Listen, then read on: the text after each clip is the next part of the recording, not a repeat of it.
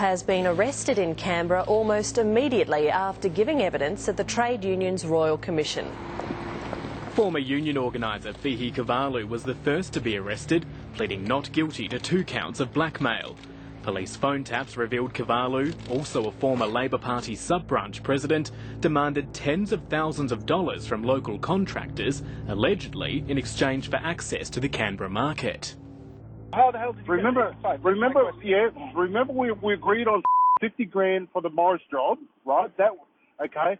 And then, you know, the other 50 grand was coming from, sorry, it wasn't 50 grand, I think it was 40 or 35, was coming from the Yarralumla job that you still haven't paid. And you said, what do you mean I still haven't paid?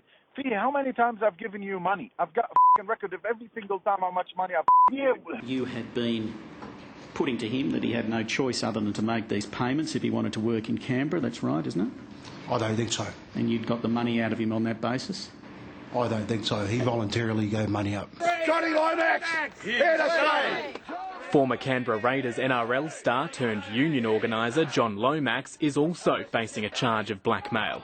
No money was involved, but police allege he intimidated a company into complying with a union employment contract.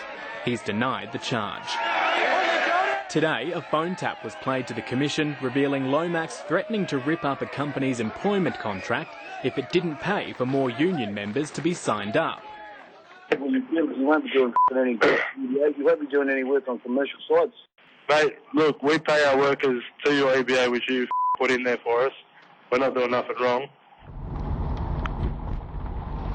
Peter Josifowski is another ACT contractor who's given evidence to the Commission. He says the CFMEU tried to force an employment contract on his company, MPR Scaffolding, demanding excessive pay rates for his workers. I walked out on one of the first meetings quite early on. I didn't really go back to them, and they just kept coming to me and just asking me again to sign it, you know, sign it and we'll leave you alone. And obviously they didn't. They kept coming back, and then eventually I told them that I wasn't going to sign the EBA, and you know, that's when they sort of threatened me. What sort of threats did they make? Well, it was just that one that day saying that MPR won't be around in the construction industry for much longer. And you took that to mean that they'd try and shut you down?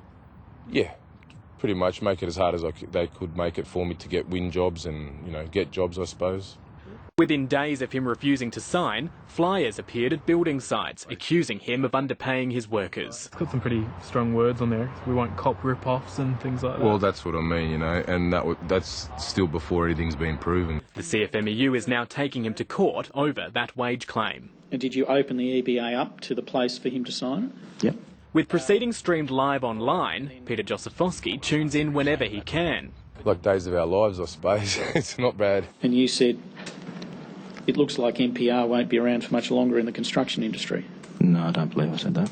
He told me that MPR will be run out of business. It won't be around in the construction industry for much longer because I didn't sign the EBA when they wanted me to.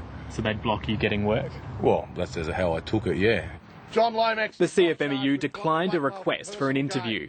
In a statement, its National Assistant Secretary Dave Noonan alleges the 2 companies who spoke to 730 may find it convenient to blame the union for their own mismanagement. He says the CFMEU is just trying to achieve better work conditions and denies any allegation of coercion. For the builders who've given evidence, there's still uncertainty ahead. If the CFMEU are to keep picking on me after this, and it means bringing my jobs to a halt and me losing money and my business going downhill, well, that's the risk I take. I've got a family, a mortgage and all the rest of it, you know, and like I said, I'm just a very small business. Yeah, it puts a bit of pressure at home with the wife and the kids, I suppose, you know, worrying about whether you're going to have work.